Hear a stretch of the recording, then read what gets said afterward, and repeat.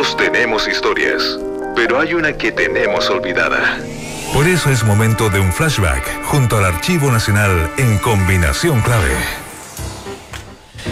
Estamos en esta sección que tenemos permanentemente con ayuda y asociados al Archivo Nacional de Chile, y estamos en este momento con el historiador Gonzalo Serrano. ¿Cómo está, Gonzalo? Encantado de tenerte acá.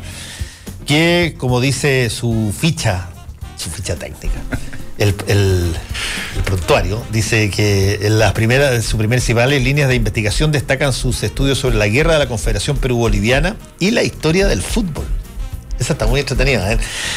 ¿Qué tiene que ver la captura del morro de Arica con No, ojo, no confundir con la guerra del Pacífico. No confundir con la guerra del Pacífico, la Confederación Perú-Boliviana. Y de ahí han surgido algunas publicaciones como Portales Santa Cruz, Valparaíso, la guerra contra la Confederación, Chile, la guerra del Pacífico, y Santiago Wanderers, una historia de 3 siglos. Es interesante, hablemos de las dos cosas, pero hay algo yo sé que cuál es más interesante, no te preocupes, no me ofendo. La del fútbol, dice, sin duda, pero ¿hay algo que vincule una con otra? No, el gusto por la historia solamente, y en mi caso Valparaíso. La historia de Valparaíso, ahí sí hay una vinculación importante entre los orígenes. Valparaíso, hay una conexión obviamente con las dos guerras, y también ahí está el origen un poco del fútbol en Chile. La llegada del fútbol por los ingleses, digamos. Claro, los británicos más en general, porque se molestan los británicos cuando uno dice solamente los ingleses, y tiene que ver con el rol que cumplían los puertos a fines en el siglo XIX, la necesidad de entretenerse, de matar el tiempo, y ahí surge este concepto del deporte moderno, que en el caso de Chile no existía. O sea, no era raro pensar en un adulto jugando. Bajo el concepto colonial español, los juegos se reducían a cosas de mesa, cartas, cachos, pero... Trompo. Claro, pero imaginarse a un adulto corriendo, por ejemplo, era raro. Y eso es justamente la introducción del deporte moderno, que también está vinculado con un proceso mucho mayor, podríamos decir una música de fondo, que es la revolución industrial, los cambios de hábitos de las personas y la necesidad de salir de ese mundo explotador, podríamos decir. La apreciación del ocio, digamos, del tiempo de ocio. Digamos. Efectivamente, va por ahí este cambio que se comienza a generar y cambiar el chip de la sociedad en un momento de que el adulto puede jugar, y son distintos deportes que desarrollan los marinos para matar el tiempo, para entretenerse, y entre esos ahí es interesante preguntarse, bueno, ¿por qué el fútbol? ¿Por qué no el tenis? ¿Por qué no el golf? Que también se jugaba, carreras.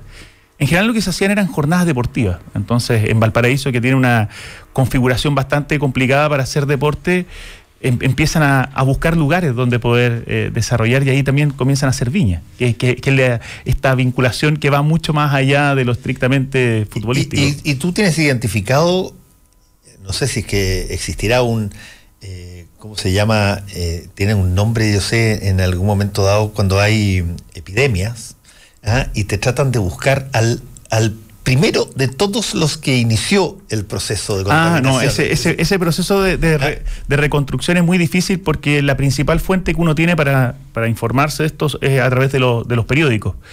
Y los periódicos agarran este fenómeno de manera bastante tardía, ya cuando empiezan a ver que hay mucha gente interesada, que hay un espectáculo donde hay una gran cantidad de personas, y ahí recién comienza a hacer noticia. Entonces, hacer la reconstrucción de cuándo llega el primer británico con la primera pelota, no existen testimonios. Si uno lo puede ver, cuáles son los primeros chilenos, y ahí es la vinculación con Santiago Wanderers, que pese al nombre, es un equipo, podríamos decir, en la independencia del fútbol en Chile, en el sentido de que ellos son los primeros que deciden comenzar a formar un club que sea solamente de chilenos, y que finalmente tiene consecuencias inesperables. Y cuando tú formas un club de un deporte que no existe hasta hace 2 años, ¿con quién juega? No, bueno, en el caso de los primeros clubes que se comienzan a formar por los propios británicos, te insisto, son actividades mucho más grandes. O sea, tomaban el tren en Valparaíso, llegaban a Viña, que era una viña, y hacían carreras, tirar la cuerda, saltar, y entre eso aparecía jugar fútbol. Entonces son distintos grupos, y luego comienzan los chilenos a participar muy tímidamente, y ya recién uno puede ver las primeras participaciones. Imagínate, los fundadores de Wander dicen que la fecha es 15 de agosto de 1892, pero recién su participación documentada es de 1895. Pero antes de eso son pichangas. Los que uno jugaba a veces 2 contra 2, 3 contra 3, es algo muy informal y que poco a poco comienza a tomar forma. ¿Por qué te tincó hacer una historia del fútbol? Porque tú, bueno, por Valparaíso dijiste, está sí, bien. o sea, en mi caso los gustos personales van primero por el lado del periodismo y el deporte y del fútbol, pero poco a poco fui derivando hacia la historia, tratando otros temas que no es que sean más relevantes, pero sí tienen una connotación distinta, pero siempre que yo iba al archivo y trabajaba los temas que aparecen ahí, dedicaba alguna horita que sea a revisar el tema de la historia del fútbol, que es lo que un poco una pasión que después va tomando más forma. Y si es que tú tuvieras que seguir justamente esa historia y tuvieras que dividirla en hitos que hacen que el deporte pase de ser la pichanga rara que se trae de Inglaterra hasta lo que podríamos denominar una suerte de fascinación popular. ¿Cuáles son esos hitos que lo marcan? Bueno, el primer hito es cuando forman la primera asociación, que sería el año 1895 en Valparaíso, y de ahí uno tendría que hacer el salto a las primeras selecciones, los primeros torneos sudamericanos, primer mundial, y ya la profesionalización en el año 1933. Pero antes de eso también hay un camino que es una profesionalización encubierta, justamente por lo que tú dices, porque la gente se comienza a interesar, le comienza a llamar la atención y comienza a hacer presión porque sus clubes ganen. Y como los clubes al comienzo eran amateur, para poder ganar tú necesitas tener a los mejores. Entonces ahí se da un proceso muy interesante, que es esta profesionalización encubierta, donde el dueño de la carnicería llamaba a alguien que era muy bueno para la pelota, lo ponía como un supuesto empleado, pero en realidad el tipo solamente se dedicaba a jugar fútbol. Y yo creo que uno de los fenómenos que provoca la masificación son los primeros intercity, donde la gente se comience a sentir identificada con algo más que un equipo particular. Y comienzan los primeros partidos: Valparaíso contra Santiago, Santiago contra Concepción, Concepción contra Valparaíso, y ya la gente comienza a establecer una identificación con un grupo determinado, la representatividad de una ciudad a través de un equipo de fútbol, que son muy populares estos intercity, y ahí la prensa comienza a tomarlo en cuenta. Entonces es interesante, porque yo he revisado el Mercurio del Paraíso y especialmente el diario La Unión, que desapareció en el año 1973, que es desde el año 1885, y uno puede ver cómo en La Unión van destinando pequeñas noticias, más grandes noticias, y ya hacia 1920 portadas con estos intercity. Ahora, déjame hacerte una pregunta. Estamos conversando con Gonzalo Serrano, doctor en Historia de la Pontificia Universidad Católica. No, Universidad Adolfo Ibáñez. ¿Ah? Universidad Adolfo Ibáñez. De Adolfo Ibáñez, perdón. Gonzalo, ¿en qué momento tú percibes en términos históricos que el fútbol adquiere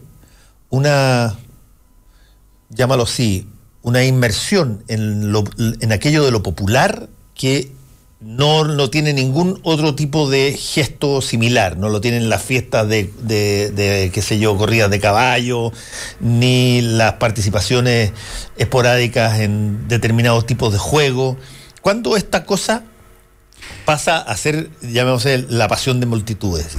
Ahí uno tendría que diferenciar. En un ámbito mundial, yo creo que el fútbol va muy de la mano con procesos nacionalistas, y uno puede ver, en el caso quizás lo más paradigmático, es cómo el fascismo aprovechó el fútbol como una instancia de popularización. El fascismo en Italia. El fascismo en Italia. En el caso de Chile, yo creo que el primer granito de masificación del fútbol es el Mundial del 62. O sea, ahí es cuando ya comienza a estar en todas partes.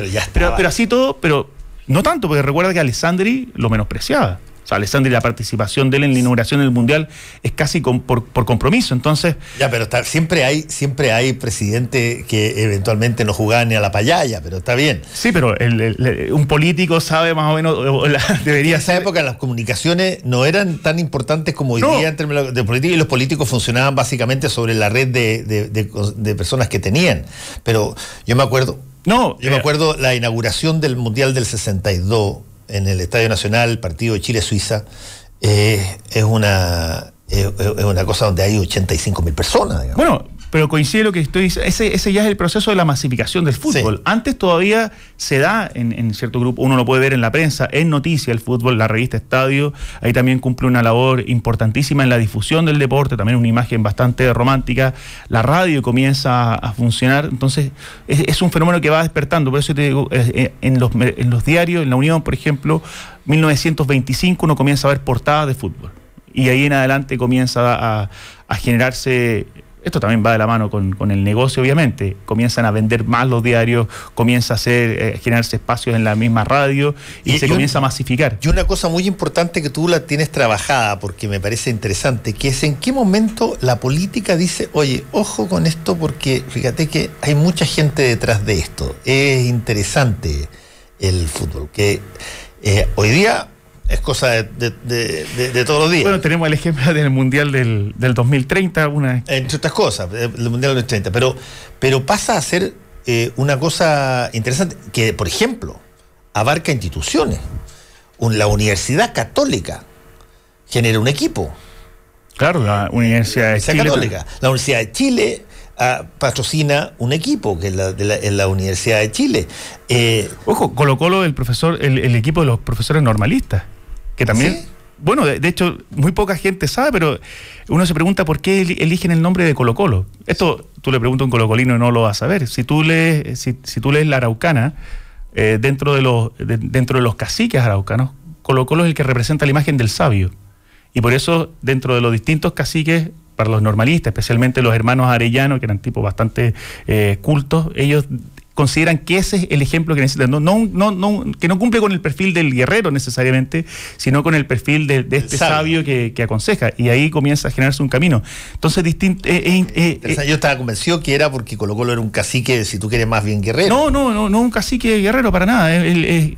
Podría hacer un poco el papel, si tú has visto la Odisea, el rol de Néstor, también es el sabio que aconseja al resto y que no está metido en la lucha del día a día. Y ahí uno puede ver cómo el fútbol se comienza a insertar muy fuertemente en las clases medias. Ahora, la élite, en el caso de Chile, siempre ha sido bastante reacia al fútbol y de participar activamente. Uno, quizás para bien, porque no ha habido mucho aprovechamiento. Hasta hace poco, hasta antes del siglo XXI, hubo poco aprovechamiento político en distintas circunstancias, en otras partes donde sí la había. Por ejemplo, la mejor comparación es la dictadura argentina con la dictadura chilena. La dictadura argentina no solamente tuvieron su mundial, sino que sacaron un equipo campeón, empujándolo quizás más de la cuenta. Con un 6-0 que fue increíble contra Perú. Y en el caso de Chile eso no fue aprovechado, porque en ciertos círculos todavía se mantenía la idea de que el fútbol era algo, se menospreciaba el poder que tiene el fútbol. Además, que te voy a decir otra cosa, Pinochet tuvo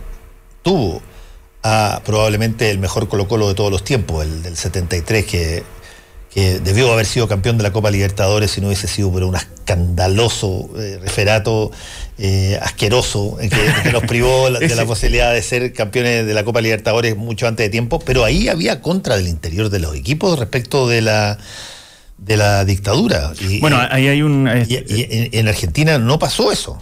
Claro, en el caso de Chile hay toda últimamente ha surgido la de Chomsky, esta idea de que el equipo que retrasó el golpe, pero la verdad que todavía no se le veía el potencial del fútbol. Por eso digo, quizás para bien, no fue utilizado, no se lo veía, el poder no lo veía. El poder no lo veía, no le veía todo el potencial o la capacidad que tiene para convocar el fútbol, que uno ya lo puede ver en el caso de Bachelet y Piñera, así se da. Bueno, para eso quizás se necesitó que llegara la tele. La televisión juega un factor fundamental, y ahí también la masificación en el fútbol en el Mundial del 62. Y eso lo tiene Argentina el 78. Y el 78 lo tiene además a color. A color, por primera vez llega a color. Otra de las novedades del fútbol, entonces ya comienza a ser una experiencia mucho más vívida. Y a eso se suma también, más allá de todos los errores que puede tener, los pecados cometidos, la genialidad de Joao Belanche de transformar el fútbol en un fenómeno que es mundial. O sea, Joao Belanche es la persona que saca el fútbol de Europa a América y lo comienza a llevar a Asia, a África. Se da cuenta que puede triplicar, quintuplicar la cantidad de público interesado en el fútbol, y que después hace lo mismo con las mujeres. O sea, en el discurso obviamente que hay un interés por masificar el deporte en términos de género, pero también un interés comercial de transformar tu público, duplicar tu público. Entonces ahí yo creo que juega un rol muy importante en ese proceso la FIFA moderna de Joao Belange, y que el fútbol se termine transformando en un fenómeno.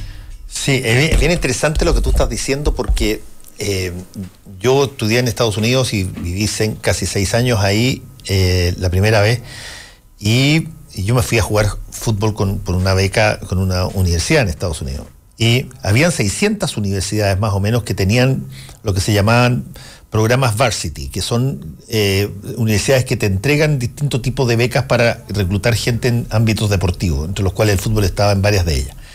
Pero lo interesante de todo es que ya empezaba a funcionar una cosa subterránea, que era el fenómeno de lo que se llamó coloquialmente las soccer moms, las madres del fútbol, que veían en este deporte una cosa más segura, menos brutal que el fútbol americano, que además tú no veías a tus hijos, veías un casco con un número. Claro. Aquí estaban ahí, y que podían estar cerca de la... pero tenían el problema clásico de que el fútbol es un deporte continuo de 45 minutos, y para la televisión, para que se pudiera tirar en televisión, tú necesitabas cortarlo, fragmentarlo para que entraran los comerciales, porque así lo tenía el fútbol americano, que cada jugada dura entre 6 y 12 segundos. Bueno, el básquetbol. El básquetbol, que inventaron todos los timeouts, los cuartos y los timeouts dentro de los cuartos para poder fragmentar el deporte. El béisbol, que cada jugada es una cosa distinta y tú puedes meter entre medio. El tenis también. El tenis también. Pero el fútbol era jodido porque era continuo, y además tenía una cosa que para los norteamericanos era insoportable. Tenía empates. Sí. Y ellos no soportaban los empates. Y por lo tanto inventaron este gol de oro que partía de él, y la FIFA los castigó, les dijo: ustedes hacen esa cuestión y salen desafiliados, y tuvieron que quitarlo. Nosotros tuvimos el penal largo, no sé si te acuerdas. Tuvimos el penal largo, exactamente. Que también murió. Bueno, murió, pero el punto que te quiero decir es que entrar en un mundo muy masificado requiere determinadas aceptaciones para el fútbol, en el caso, por ejemplo, de los países que entran tarde. Sí, el caso de Estados Unidos es interesante porque han existido varios intentos forzados por tratar de meter el fútbol, y definitivamente no ha funcionado. O sea, Kissinger es el fanático del fútbol. Se dice que Kissinger, con el ideado que tiene, lo primero que ve en el diario es la parte deportiva, y específicamente el fútbol, y él fue el gestor del Mundial del año 94. Sí. Antes tuvo la experiencia con Pelé, de tratar de también meter Elías Figueroa. De crear el Cosmos y crear la primera liga profesional. La película está de Pelé con Sylvester Stallone, Fuga a la Victoria. Todo ese fenómeno tiene que ver con tratar de masificar el fútbol en Estados Unidos, pero constantemente ha fracasado, principalmente por lo que dices tú, porque no. Pero una de las razones por qué se ha masificado también tiene que ver con el proceso de la entrada de los latinos en Estados Unidos. O sea, se va conectando, pero sí el fútbol es muy popular en las mujeres. Ha sido, claro, ahí es donde han tenido los mayores éxitos, pero uno compara el fútbol con otros deportes y no tiene la misma agilidad, no tiene ese interés, la posibilidad de meterlo comercialmente a cada rato, como se hace en el básquet. Claro, tú ves el partido de ayer, de ayer de la selección chilena con Estados Unidos, y la selección de Estados Unidos tiene 3 o 4 jugadores. Lo que pasa es que nosotros estamos jugando muy corneteramente, y por lo tanto estamos jugando mal, y entonces no logramos. Pero teóricamente, con los equipos antes, con Alexis en su pique y todo esto, nosotros le metíamos 5 goles a la selección de ayer de Estados Unidos. Pero aún así, Estados Unidos ha ido a muchos más mundiales de los que ha ido a Chile. Claro, porque participa en otra competencia distinta. Sí, lo que tú quieras, pero tienes que llegar y tienes que clasificar. Sí, por supuesto, pero como dices tú, para ellos es incomprensible el 1-1, por ejemplo, ayer de haber sido una razón más por qué no ver fútbol en el caso de Estados Unidos, sin duda. Ahora, en el caso de Chile, aparecen estos primeros clubes con nombres ingleses, los Santiago Wanderers, Green Rangers, Cross, Everton, Badminton, que era el Ferro Badminton después, claro. Acá, después el Green Cross en Temuco. Bueno, tú ves la influencia británica se da hasta todavía. Nosotros hablamos del córner. Claro. No decimos foul, también ahí referee, dicen algunas. Referee, son todas esas offside. influencias británicas que se siguen manteniendo y que la gente la dejó de racionalizar, pero tiene que ver con esa influencia. Y la gracia del fútbol respecto a los otros deportes que estábamos comentando es que su materialidad es muy simple. Tú puedes jugar. Uno jugaba en el patio con una cajita de jugo y eso se transformaba casi en la pelota imaginaria.